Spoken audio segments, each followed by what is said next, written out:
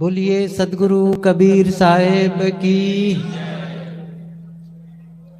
मैं एक दिन बोला था, हम लोग सब सेल्फ स्टार्टर नहीं बनते हैं, किक स्टार्टर है। वो थोड़ा सा किक मारना पड़ता है तो थोड़ा इंजन गर्म होता है ना। तो एक बार जोर से बोलो तो जरा से, बोलिए सदगुरु कबीर साहेब की। बिल्कुल सही है, आप लोग सही आवाज में बोले।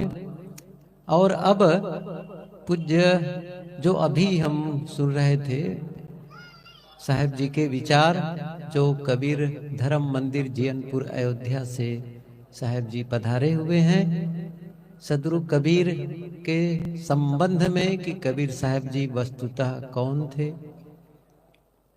और उनका संदेश क्या था, इस पर बहुत थोड़े में हम विचार सुने। और अब हम पूज्य श्री साहेब जी के विचार सुनते हैं। साहेब जी से निवेदन है कि आप अपने गहन गंभीर विचारों से हम सबको लाभान्वित करने की कृपा करें। मैं कल तो कहा था, आज भी कहूं, मोबाइल सब लोग जोर जोर से बजा सकते हैं। क्या कहना है आप लोगों का? साइलेंट रख सकते हैं? साइलेंट रख सकते हैं? देखो तो जरा रख करके, सबके मोबाइल शांत रहे, किसी के मोबाइल से आवाज ना आए। साइलेंट मोड पर रख दें या वाइब्रेशन भी चल सकता है। अच्छा तो कि साइलेंट पर रखें ताकि आवाज ना हो। बस कितने बजे तक? 5 बजे तक, ठीक है? 5 बजे तक किसी को जरूरत, फोन आया, दिखा और पता चल गया जरूरी बात है, तो आप पंडाल से बाहर जाके बात कर सकते हैं, ठीक है?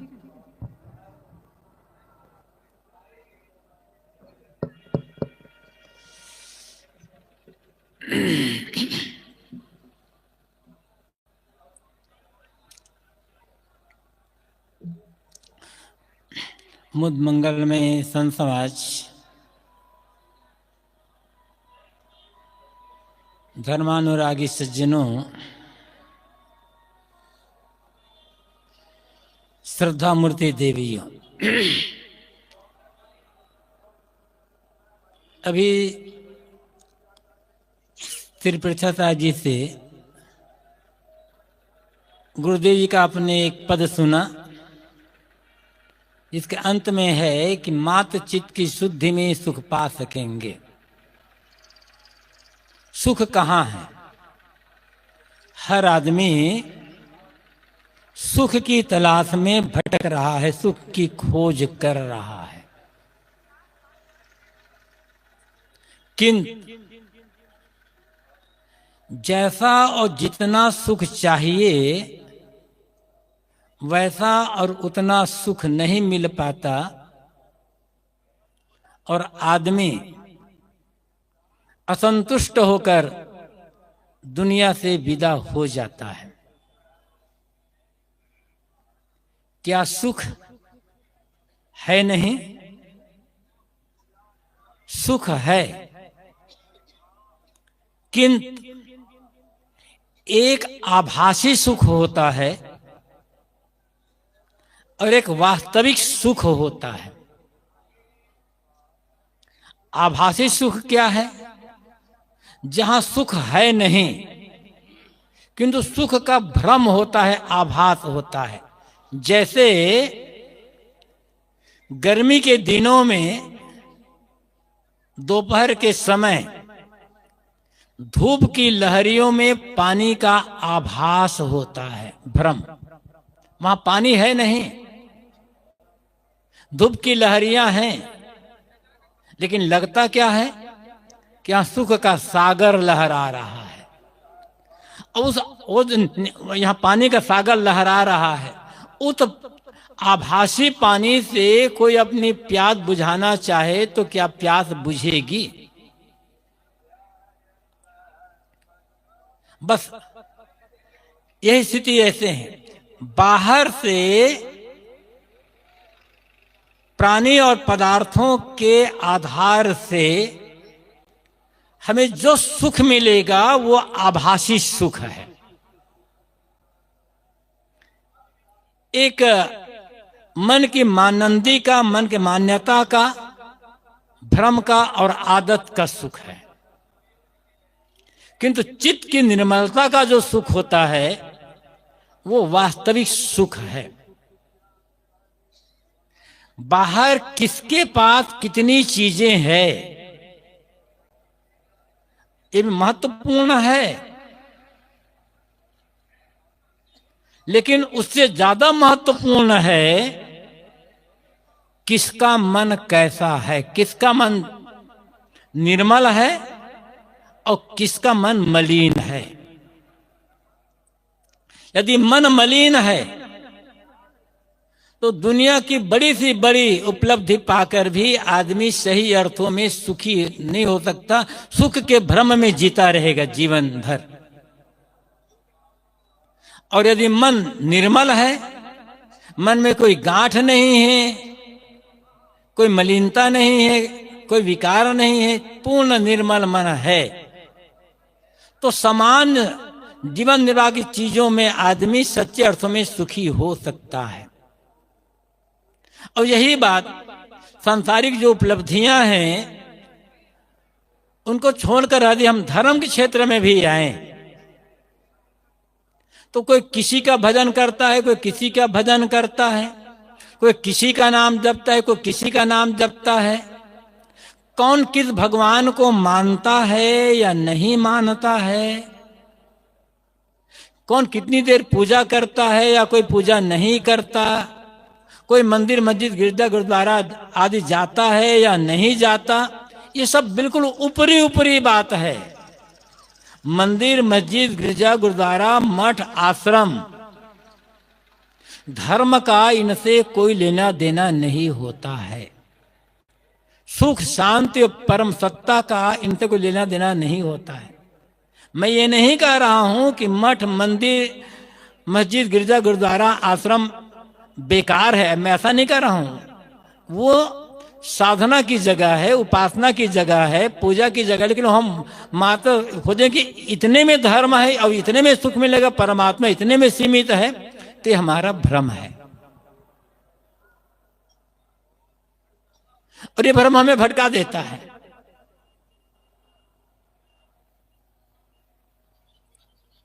और वहां तो हम अमुक भगवान की हम पूजा कर रहे हैं, हम भगवान को मानने वाले हैं, हम धार्मिक हैं, हम पुजारी हैं, हम भगत हैं। इस मान्यता से सोचेंगे कि हम सुखी हो जाएंगे कि एक आदमी 2-2 घंटा पूजा करता हो तो सुखी होगा, और एक आदमी पूजा बिल्कुल नहीं करता तो दुखी होगा, ऐसा नहीं है। जो पूजा करता है वह और पूजा नहीं करता है वह, यदि दोनों का मन मलिन है तो दोनों दुखी रहेंगे, और दोनों का मन निर्मल है तो दोनों सुखी रहेंगे। मन की जो प्रसन्नता है, मन की शांति है, मन का जो वास्तविक जो सुख है, उसका संबंध पूजा पाठ धर्म और बाहरी कर्मकांड से बिल्कुल ही नहीं है। कर्मकांड की आवश्यकता है सामान्य लोगों के लिए। सभी लोग धर्म का जो वास्तविक तत्व है उसे समझ नहीं सकते। सभी लोगों का मन संयम साधना द्वारा निर्मल एकाएक नहीं हो सकता, इसलिए उनके लिए एक बाहरी कर्मकांड की आवश्यकता है। जैसे कहा गया कि अमुक नाम का जप करो, कोई भी नाम ले लो, तो यदि उस नाम के प्रति आदमी की भावना है, आदमी की श्रद्धा है, और वो श्रद्धापूर्वक उस नाम का जप कर रहा है, तो उतने देर तक उसका मन निर्मल रहेगा, क्योंकि उतने समय तक कोई विकारी बात, कोई मलिन बात मन में नहीं आएगी। और जब मन में कोई विकारी बात और मलिन बात नहीं आएगी तो मन निर्मल रहेगा, एकाग्र हो जाएगा। लेकिन हम सोचेंगे कि केवल मात्र इसी का जप करने से, इसका भजन करने से हमारा मन निर्मल हो जाएगा, एक धोखा है। विवेक जितना बढ़ेगा, समझ जितनी बढ़ेगी, उसका जितना हम प्रयोग करेंगे तब धीरे धीरे होगा, वो धीरे धीरे। और जब तक चित्त पूर्ण निर्मल नहीं हो सकता है तब तक सही अर्थों में सुखी नहीं हो सकते। बात न साधु गृहस्थ की है, न बात स्त्री पुरुष की है, न बात अनपढ़ विद्वान की है, बात मनुष्य मात्र की है। इसलिए सदगुरु कबीर ने कहा, हो यह बिहिष्ट जो चित्त न डोलावे। मलिन मन तो डोलेगा, चंचल होगा ही। साहब कहते हैं तुम्हें आज तुम जहां बैठे हो वहां पर बिहिष्ट स्वर्ग की प्राप्ति हो सकती है, मोक्ष की प्राप्ति हो सकती है, किंतु शर्त यह है तुम अपने मन को चंचल न करो। हम और आप कहां बैठे हैं ये महत्वपूर्ण नहीं है। महत्वपूर्ण है जहां भी बैठे हैं मन की दशा कैसी है।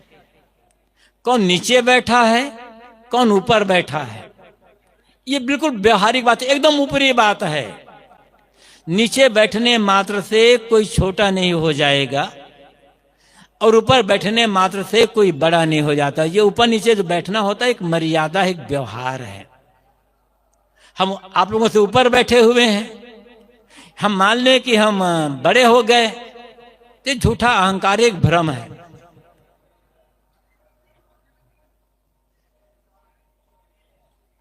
अब जानते हैं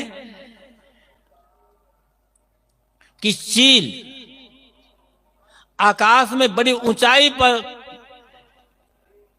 उड़ती है, हजारों 30, 35, 40 हजार फीट की ऊपर तक चली जाती है चील। और चकोर पक्षी जमीन पर होता है। तो चील आकाश में उड़ रही है इसलिए चील बड़ी है, वो पूजनीय है। चकोर पक्षी जमीन पर रहता है इसलिए वो छोटा है, वो है, ऐसा नहीं है। चील आकाश में भले उड़ती है लेकिन आकाश में उड़ने वाली चील की दृष्टि जमीन पर पड़े मुर्दे पर होती है। चकोर पक्षी भले जमीन पर होता है लेकिन उसकी दृष्टि आकाश में उगे चंद्रमा पर होता है। अब बताओ कि दृष्टि महत्वपूर्ण है या कौन कहां बैठा है, यह महत्वपूर्ण है। तो कौन कहां बैठा है और कितना जानता है यह महत्वपूर्ण नहीं है। महत्वपूर्ण है कि किसकी दृष्टि कैसी है, किसका मन, किसके मन के विचार कैसे हैं। हम दिन भर दिखाने के लिए भजन कर रहे हैं, नाम जप कर रहे हैं और मन में ईर्ष्या द्वेष बनी है कि भाव बने हुए हैं। तो दिखावे की भक्ति काम ना आएगी। चित्त की निर्मलता काम आएगी और ये चित्त की निर्मलता सच्चा भजन यही है।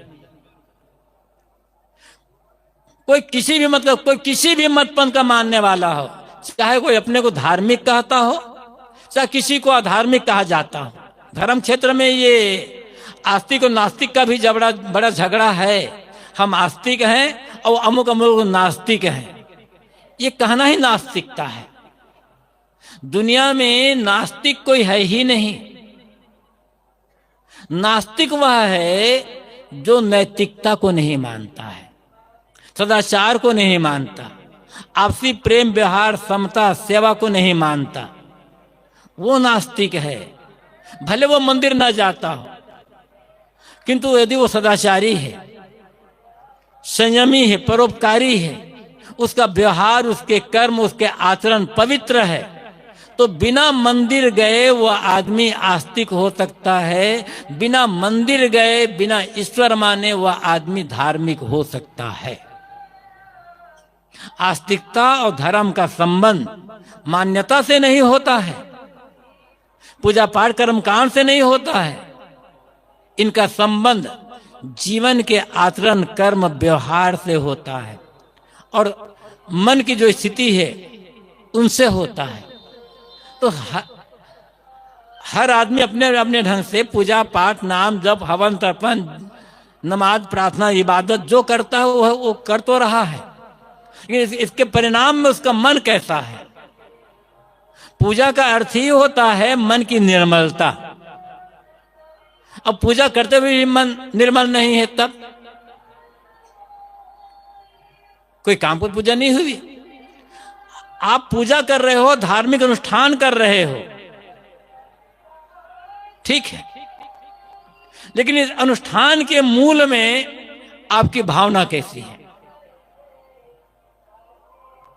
वो भावना महत्वपूर्ण है। आप काम क्या कर रहे हो वो महत्वपूर्ण नहीं है। समान रूप से एक आदमी अखंड रामायण का पाठ करवा रहा है घर में, या कोई जागरण करवा रहा है, कोई धार्मिक क्रियाकलाप करवा रहा है, तो देखने पर लगता है कि यह आदमी धर्म का काम कर रहा है। अखंड रामायण का पाठ करना, जागरण करना या कोई और आयोजन करना लगेगा कि आदमी धर्म का काम कर रहा है, किंतु क्यों करवा रहा है? विरोधी से मुकदमा में विजय हो जाए, विरोधी का नाश हो जाए, तो आदमी धर्म का काम तो नहीं कर रहा है, वो तो उसका धर्म का काम भी अधर्म का ही काम होगा। एक कहानी याद आ गई। कहते हैं कि एक बार दुर्वासा ऋषि अपने 1000 शिष्यों के साथ दुर्योधन के यहां पहुंचे, और दुर्वासा का सब दुर्वासा कहने का मतलब है क्रोधी। किसी आदमी कह दो ये आदमी पक्का दुर्वासा है, मतलब महाक्रोधी। दुर्योधन देखे, दौड़ कर गए, प्रणाम किए, अपने भाइयों को, सेवकों को और जितने भी लोग सबको कहा देखो कुछ भी ऐसा ना करना कि जिससे इसका क्रोध उभर जाए, भरपूर मन से इसकी सेवा करो, जो मांगे जब में मांगे तब इनकी सेवा में हाजिर होना चाहिए। दुर्वासा अपने 1000 शिष्यों के साथ 1 महीना तक दुर्योधन के यहां निवास किए, और दुर्योधन ने बड़े प्रेम से उन्हें खूब आभगत किया। 1 महीने के पश्चात दुर्वासा जब उनके हाथ से चलने लगे, दुर्योधन सामने आए, हाथ जोड़कर दंडवत करके खड़े हो गए सामने। दुर्वासा ने कहा, दुर्योधन तुमने मेरा और मेरे शिष्यों का 1 महीने तक जो स्वागत सत्कार किया, आदर सम्मान किया, उसे मैं तो बहुत खुश हूं। तो तुमने कहीं कोई त्रुटि नहीं की, और इस खुशी में मैं तुम्हें वरदान देना चाहता हूं, जो मांगोगे मांग लो। वो तो कुछ भी मांग सकता था ना दुर्योधन, जो मांगो सो मांग लो। दुर्योधन वहां धर्म का काम किया है, ऋषियों को खिलाया पिलाया, देखने में तो काम किया है। अब वरदान मांगने की बात आई तो मन मलिन है तो क्या होगा? तो वरदान क्या मांगते दुर्योधन? भगवान, जैसे आपने मुझे अपने 1000 शिष्यों के साथ 1 महीना तक सेवा का अवसर प्रदान किया है, ऐसा ही अपने 1000 शिष्यों के साथ 1 महीना तक ये सेवा का अवसर पांडवों को भी प्रदान कर। पांडवों तो जंगल में थे, बेचारे किसी प्रकार से जीवन निर्वाह कर रहे थे।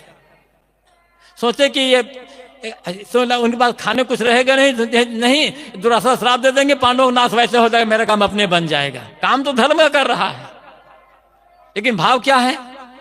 तो आप क्या कर रहे हो ये महत्वपूर्ण नहीं है। महत्वपूर्ण है उस क्रियाकलाप से आपका मन मलिन हो रहा है या निर्मल हो रहा है। मन की मलिनता के लिए कर रहे हो या मन की निर्मलता के लिए कर रहे हो। यदि मन निर्मल है तो किसी के लिए अहित भाव मन में नहीं होगा, और मन मलिन है तब तो अहित भाव ही होगा। तो आप किसको मानते हो, नहीं मानते हो, ये बिल्कुल ऊपरी बात है। किसी के बाहरी क्रियाकलाप से किसी को धार्मिक, अधार्मिक, नास्तिक, आस्तिक कहना अपनी ही कमजोरी को जाहिर करना है। धार्मिक वह है जिसका जीवन नैतिकता से, सदाचार से, परोपकार से, सद्गुणों से परिपूरित है। जो कभी भी जानबूझ करके मनसावाच कर्मणा समाज विरोधी देश विरोधी काम नहीं करता है, वो आदमी धार्मिक है। फिर चाहे वो पूजा करता हो तो न करता हो तो यहां सदगुरु कबीर कहते हैं, हो जब विहिष्ट दो चित्त न डोलावे। यदि तुम अपने चित्त को चंचल न करो, और चंचल चित्त तभी होगा जब चित्त मलिन होगा। निर्मल चित्त जल्दी ही एकाग्र, संयत और अंतर्मुख हो जाएगा। और चित्त मलिन है तो उसको एकाग्र करने में बड़ी कठिनाइयां आएंगी, और अंतर्मुख तो होगा ही नहीं।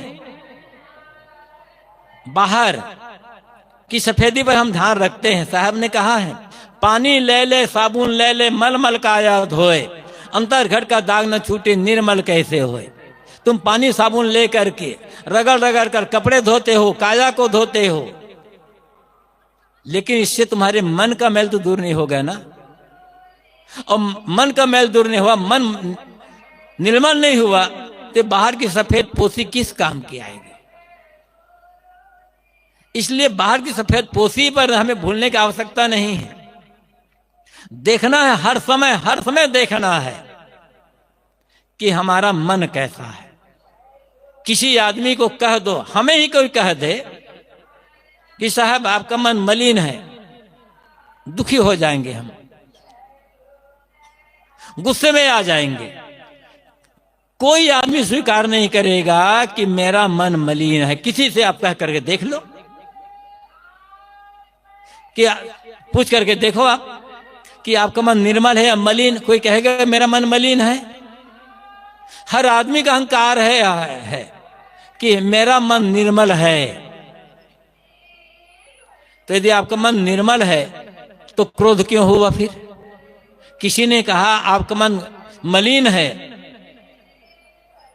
तो आपको गुस्सा क्यों आ गया? निर्मल मन में गुस्सा नहीं आएगा, चाहे मैं हूं, चाहे आप हैं, चाहे कोई हो। मलिन मन में गुस्सा आएगा, मलिन मन में क्रोध आएगा, मलिन मन में ईर्ष्या आएगी, मलिन मन में द्वेष आएगा। और मन मलिन होता है तब हम दूसरे की बुराई निंदा करते हैं।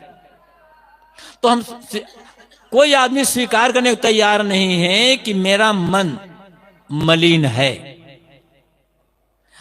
अब अगर मन यदि मलिन नहीं है, आपका मन निर्मल है, तो दुखी क्यों हो रहे हो फिर?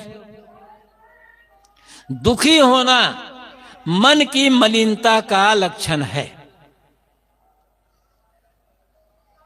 जिसका मन मलिन होगा वही आदमी दुखी होगा।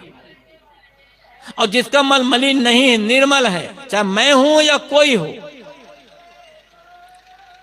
कहीं हम किसी बात को लेकर हम दुखी, किसी भी बात को लेकर दुखी हुए, चाहे अपमान पाकर, निंदा पाकर, गाली पाकर, कुछ आर्थिक भौतिक नुकसान पाकर के दुखी होते हैं, इसका मतलब मन में कहीं ना कहीं मलिनता है। एक मन में शायद एक उदासी भाव आ जाना अलग चीज है, लेकिन दुख से पीड़ित हो जाना ये बिल्कुल अलग चीज है। इसलिए गुरुदेव जी कहा करते थे, हर समय उठते बैठते, खाते पीते, बात व्यवहार करते, रास्ता चलते, अपने मन को देखो कि तुम्हारा मन क्या सोच रहा है। ऊंची गद्दी पर तो बैठे हो, सफेद चादर पर बैठे हो, मन कहां कहां गंदगी में जा रहा है।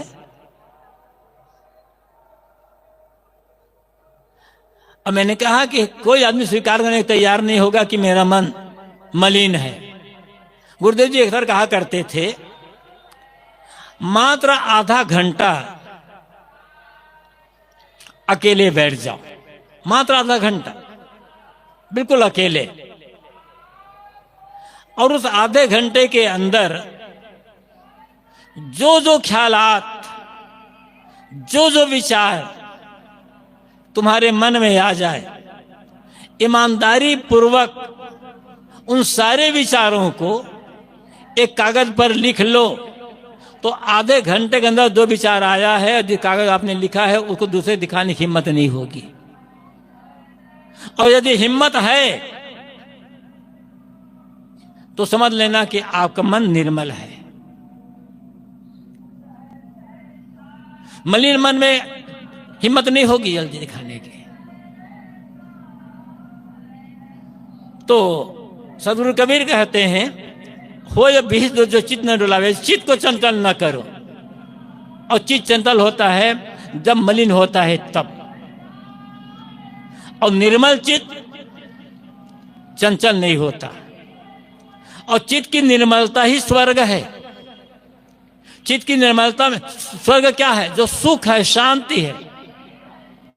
मात्र चित्त की निर्मलता में शांति पा सकेंगे। ये चित्त की शांति ही स्वर्ग है। चित्त की अशांति नरक है। स्वर्ग में गए और चित्त अशांत है, चित्त मलिन है, तो वहां भी सुखी नहीं हो पाएंगे। कहा जाता है इस दुनिया में जो आदमी धर्म परोपकार पुण्य का काम करता है वो मरने के बाद स्वर्ग जाता है। ये कहावत है, देखा किसी ने नहीं है, केवल कहावत है बस। धर्म परोपकार पुण्य का काम, सेवा भक्ति का काम करना चाहिए, स्वर्ग पाने के लिए नहीं, कर्तव्य समझ करके अपने चित्त की निर्मलता के लिए, अपनी शांति के लिए करना चाहिए। लेकिन मान लो कहीं आकाश में स्वर्ग है और आप वहां चले गए, तो क्या चाहते हैं कि आप सुखी हो जाओगे? यदि चित्त वहां मलिन है तो वहां भी दुखी होगे। जब वहां रहने वाले लोग सुखी हो जाते हैं, उनके जीवन में कोई दुख नहीं होता, तो स्वर्ग का राजा वो कितना सुखी होगा? स्वर्ग का एक सामान्य नागरिक, एक सामान्य देवता हर प्रकार से सुखी है, तो वहां का राजा, उसका सुख क्या होगा हम कल्पना नहीं कर सकते। किंतु क्या वहां का राजा सुखी था? स्वर्ग का राजा कौन है? स्वर्ग का शासक इंद्र। तो यदि इंद्र का मन निर्मल होता, इंद्र सुखी होते, तो अहिल्या के साथ छल क्यों करते? एक पराय नारी का सतीत्व भ्रष्ट क्यों करते? क्या ये निर्मल मन वाला आदमी ऐसा करेगा? एक सुखी मन वाला आदमी ऐसा करेगा? भले इंद्र स्वर्ग का राजा है, लेकिन मन मलिन है। इसलिए गोस्वामी जी को कहना पड़ा, मघवा महामलिन। ये मानस में गोस्वामी जी ने कहा है, मघवा इंद्र वो तो महामलिन आदमी है, तो स्वर्ग का राजा होकर भी मलिनता है मन में, तो सुखी कहां है फिर? और जहां हम और आप बैठे हैं यही हमारा मन निर्मल है, तो इससे बड़ा स्वर्ग और कहां होगा? इसलिए हमारे पास क्या है उसकी इतनी चिंता नहीं करना है। आप मेहनत करें, समझदारी पूर्वक खर्च करें, सहज व्यवहार से जो बढ़ेगा वो बढ़ जाएगा। धन पद प्रतिष्ठा आदि की आलोचना नहीं है, ये व्यवहार की चीजें हैं, लेकिन ये जीवन की सार्थकता इनमें नहीं है। इनसे सच्चा सुख नहीं होगा। बड़ा धन बढ़ जाएगा, बड़ा पद मिल जाएगा, बड़ी प्रतिष्ठा हो जाएगी तो हम सुखी हो जाएंगे, बिल्कुल भ्रम है, बिल्कुल भ्रम है। ये केवल व्यवहार के लिए है। तो एक बात पर हमें ध्यान देना है, हर समय हमें देखना होगा कि मेरा मन निर्मल है या नहीं है। ये सबसे बड़ी उपलब्धि और सबसे बड़ी अच्छाई क्या है इसमें? मन को निर्मल करने के लिए एक भी पैसे की आवश्यकता नहीं होती है। मन को निर्मल करने के लिए पढ़ाई लिखाई डिग्री की कोई जरूरत नहीं है। ये मुफ्त की चीज है। कोई भी आदमी, गरीब से गरीब आदमी और अनपढ़ से अनपढ़ आदमी अपने चित्त को, अपने मन को निर्मल कर सकता है। बस लक्ष्य होना चाहिए, समझ होना चाहिए, इसमें कोई दिक्कत है नहीं। हर आदमी इसके लिए पूर्ण स्वतंत्र है हर आदमी। लेकिन हम सब पर ध्यान देते हैं, इसी बात पर ध्यान नहीं दे पाते। हम अपने चित्त या मन का ख्याल नहीं करते, हमारा मन कैसा है। बाहर सब चले जाते हैं। आदमी पूर्ण स्वतंत्र है इसके लिए। कहीं भी रह करके कर सकता है। बस एक काम करना होगा, इसके लिए एक निश्चय कर लेना होगा हमको। वो क्या है? मैं किसी के लिए भी, चाहे वो मेरा विरोधी भी क्यों ना हो, दुश्मन भी क्यों ना हो सकता है जो आदमी जिसका खान पान रहन सहन बात व्यवहार कर्म आचरण गलत है, उसके साथ रहने में व्यवहारिक दिक्कतें आ सकती है और आती है। तो उनके साथ भले ना रहें, अलग हो जाएं, क्योंकि साथ रहने में खटपट रहेगी, तो अलग हो जाए। लेकिन अलग होने के बाद भी कोई आपका शत्रु है, आपका घोर विरोधी है, जब जब उसकी याद आए तब ये सोचे कि उसका भला हो, वो उसका कल्याण हो। किसी के लिए भी हमारे मन में गलत विचार, गलत भाव ना आने पाए, पहले हम सबसे पहले ये काम करें। संयम साधना ज्ञान वैराग की बात तो पीछे आएगी, लेकिन हम इतना तो कर सकते हैं ना, हमें गलत नहीं सोचना है। एक निश्चय कर लें, कहीं भी रहे, कहीं भी, घर में है तो, दफ्तर में है तो, कारखाना में है तो, सड़क पर है तो, बाथरूम में है तो, रास्ते चल रहे हैं तो, हर समय सावधान कि मुझे गलत नहीं सोचना है। और जैसे गलत ख्याल आ जाए मन में, गला नहीं करें और फिर तुरंत ट्रैक बदल दें, फिर सही सोचने में लग जाए। गलत नहीं सोचने के लिए और अच्छा सोचने के लिए हमें अभ्यास करना होगा। एकाएक नहीं होगा। ये आदत है आदमी की गलत सोचने की। अच्छा, गलत सोचने के लिए हमें कुछ मेहनत नहीं करना पड़ता, तुरंत गलती की तरफ हमारा ध्यान जाता है। तो गलत सोचने के लिए हमें मेहनत नहीं करना पड़ता है, मेहनत करना पड़ता है अच्छा सोचने के लिए। तो हमें मेहनत अब क्या करना है? गलत जो सोचते हैं उसको छोड़ने के लिए। तो एक निश्चय, और इसमें कोई परतंत्र, कोई हमें विवश नहीं कर सकता। कोई ऐसा आदमी हो सकता है, बलवान आदमी, हमें मार पीट करके जबरदस्ती गलत काम हमसे करवा सकता है, लेकिन वो मार पीट करके हमसे गलत नहीं सोचवा सकता, क्योंकि सोचना तो भीतर है ना, वो तो दिखाई नहीं पड़ रहा है ना। और यदि हम गलत सोचने का त्याग नहीं कर पा रहे हैं और अच्छा नहीं सोच पा रहे हैं, तो कौन सी भक्ति कर रहे हैं, कौन से सत्संग कर रहे हैं, कौन सी साधना हमारी चल रही है?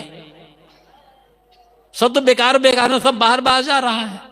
वर्षों बीत गए सत्संग करते, भक्ति करते, साधना करते, साधु मार्ग में आए, ध्यान चिंतन करते, लेकिन अभी भी हमारा गलत सोचना बंद नहीं हुआ। मतलब हम केवल धोखे में जीवन जी रहे हैं, भ्रम में हम जी रहे हैं, अपने को धोखा दे रहे हैं और समाज को धोखा दे रहे हैं। सच में तो अपने को हम धोखा देते हैं ना। और जब तक हम गलत सोचने का त्याग नहीं करेंगे, मन निर्मल होने का कोई प्रश्न नहीं उठता। और मन निर्मल नहीं हुआ तो कहीं सच्ची शांति और सच्चे सुख का प्रश्न ही नहीं आता है। चाहते सुख हैं, लेकिन सुख कहाँ है समझते नहीं। हम सुख को खोजते हैं बाहर, खोजते हैं बाहर। बाहर चीजें, प्राणी हैं, पदार्थ है, परिस्थितियां हैं। प्राणी और पदार्थों के बीच में जीवन का गुजर होता है, तो उनका व्यवहार तो करना पड़ेगा हमको, किंतु उनके लिए गलत व्यवहार ना करें, उनके लिए गलत काम ना करें।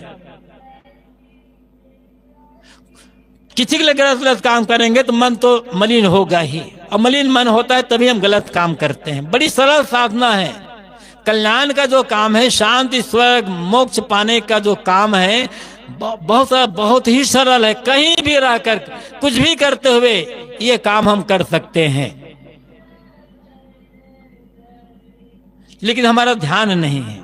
सबसे बड़ा भजन अपने मन को निर्मल करना, मन की गंदगी को साफ करना है। गंदगी साफ हो गई, मन अपने आप निर्मल हो जाएगा। इसलिए कहा गया ना कि मन की तरंग मार लो बस हो गया भजन। ये तरंग क्या है? मलिनता होगी। जब ये मलिनता होगी तभी तो तरंग आएगी मन में। अब मलिन ही नहीं है तब तरंग धीरे धीरे जो तरंग उठ रही है ऊंची ऊंची, ये तरंग अपने आप धीरे धीरे शांत हो जाएगी। और मन में कोई तरंग नहीं रह गई, मन में कोई लहर नहीं रह गई, तो शांति के अलावा कुछ है नहीं। केवल स्वर्ग है, मोक्ष है, बैकुंठ है। बैकुंठ पाने के लिए या स्वर्ग है मोक्ष पाने के लिए कहीं भटकने की आवश्यकता नहीं है। हाँ, एक सच्चे गुरु की आवश्यकता है जो हमारा मार्गदर्शन कर सके। लेकिन गुरु भी हमें बैकुंठ नहीं देगा, गुरु भी हमें मोक्ष नहीं देगा, रास्ता बताएंगे बस, और रास्ते पर चलना हमारा काम होगा। तो हर आदमी ये काम कर सकता है, और इसके बिना कुछ भी होने वाला नहीं, कुछ भी होने वाला नहीं है। एक बात अच्छी तरह से हम सबको याद रखने लायक है, बिल्कुल लिख लेने लायक है सोना अक्षरों में, मात्र चित्त की शुद्धि में सुख पा सकेंगे। मात्र चित्त की शुद्धि में सुख मिलेगा। प्राणी पदार्थों से जो सुख मिलता है वो भी कहा को एक आभासी है, उसका सुख नहीं है। किसी प्राणी से, किसी पदार्थ से लगता है यहां से सुख आ रहा है, उस सुख का कारण है मन की स्थिरता। जैसे मैं यहां बैठा हूं चुपचाप शांत, मैं अकेले बैठा हूं, मान लो कोई दुख नहीं मेरे मन में, कोई चिंता, कोई पीड़ा नहीं है। लेकिन अचानक मेरे मन में हुआ, इच्छा जगी, मुझे लड्डू खाना चाहिए। लड्डू में बड़ा आनंद है, लड्डू खाने में बड़ा आनंद आएगा, मजा आएगा। अब जैसे लड्डू खाने के मन हुआ, अब मेरा मन चंचल हो गया। अभी तक मन स्थिर था, जब तक लड्डू का ख्याल नहीं हुआ था तब तक मन स्थिर था, अपने आप में मैं शांत बैठा था। और जैसे ही ख्याल हुआ कि मुझे लड्डू खाना चाहिए, मन इच्छा उठी, मन चंचल हो गया। और मन चंचल हो गया तो मन व्याकुल हो गया, ये व्याकुल हुआ तो मन दुखी हो गया। अब मैं खोज रहा हूं कहां से लड्डू मिले, कब लड्डू मिले, कैसे में लड्डू मिले। अब ये एक खोज जारी हुई, इसमें दुख हो रहा है। हम बाजार गए या अपने किसी मित्र से कहे, मित्र ने लाकर हमें लड्डू दे दिया खरीद करके, या हम बाजार से लड्डू खरीद लाए।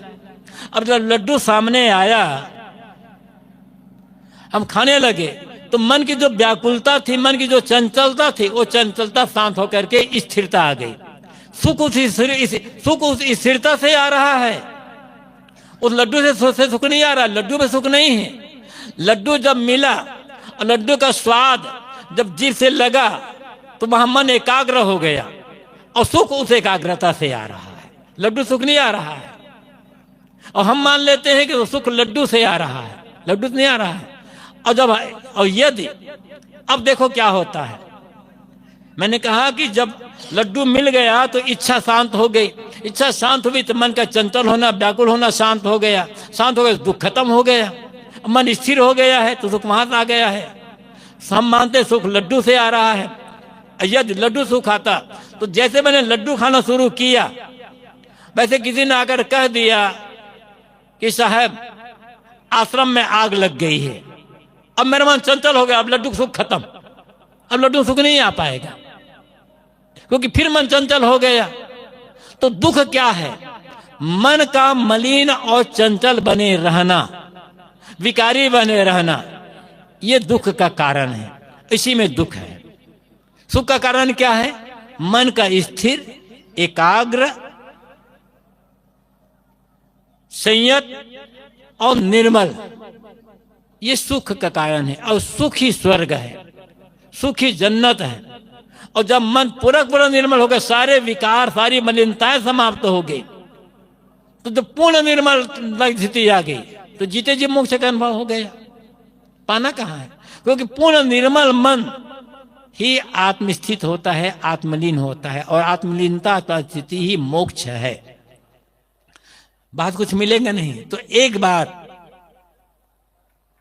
अच्छी तरह हमें याद रखना है, और उसके लिए पूरा प्रयत्न करना है, हर समय ध्यान रखना है कि मात्र चित्त की शुद्धि में सुख पा सकेंगे, या मात्र चित्त की शुद्धि में शांति पा सकेंगे, मात्र चित्त की शुद्धि में स्वर्ग पा सकेंगे या मोक्ष पा सकेंगे। कुछ भी कह लो, सुख, शांति, स्वर्ग, मोक्ष कहने का अलग अलग है, लेकिन जब गहराई में जाएंगे तो सबका अर्थ एक होगा। इसके लिए चित्त की निर्मलता आवश्यक है। फिर आप जिसको मानते हो मानो, जो पूजा करते हो करो,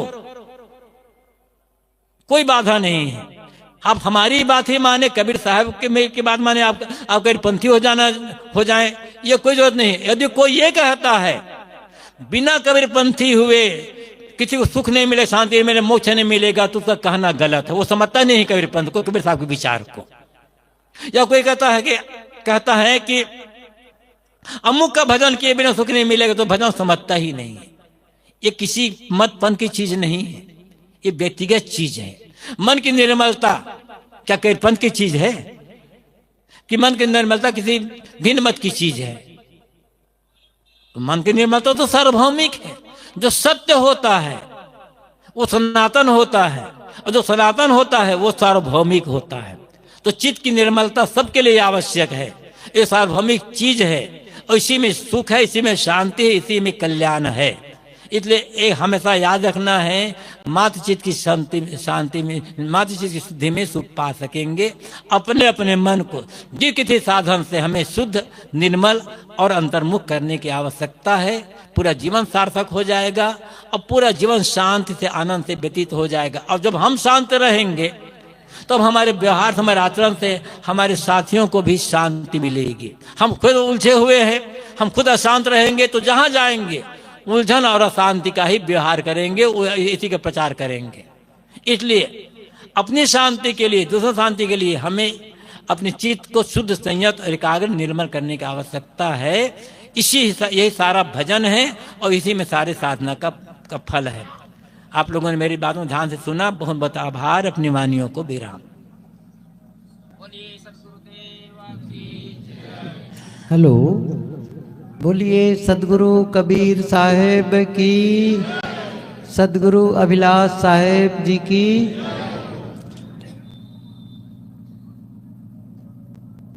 सदगुरु अभिलाष साहेब जी की इस सत्संग शिविर में, यह सत्संग का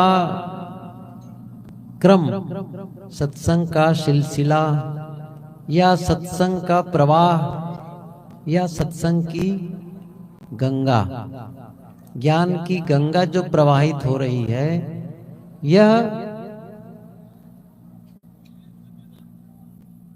बसंत पंचमी तक यह गंगा प्रवाहित होती रहेगी। बाहर की गंगा तो बहती रहेगी, लेकिन इस पंडाल में जो सत्संग का प्रवाह है वह बसंत पंचमी तक। आप सब जब तक रहे यहाँ तब तक सत्संग का लाभ ले, मेला घूमने का लाभ ले, और सेवा करने का भी लाभ ले।